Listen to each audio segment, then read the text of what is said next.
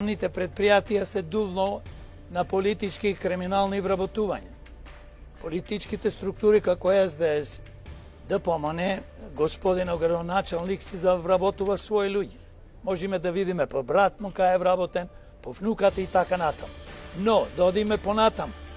Ние треба единствено во овие јавни фирми да вработуваме луѓе на конкурс, не политички. Не баграта да се собери, ајде ќе ги ставиме да работат лепачите на плакати и тепачите по Битола ќе ни бидат директори. Зато пропаѓа Битола. Реформи во јавните фирми.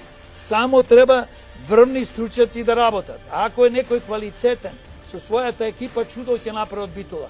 Па луѓе, Битола е претворена општината Битола во депонија за ѓубре.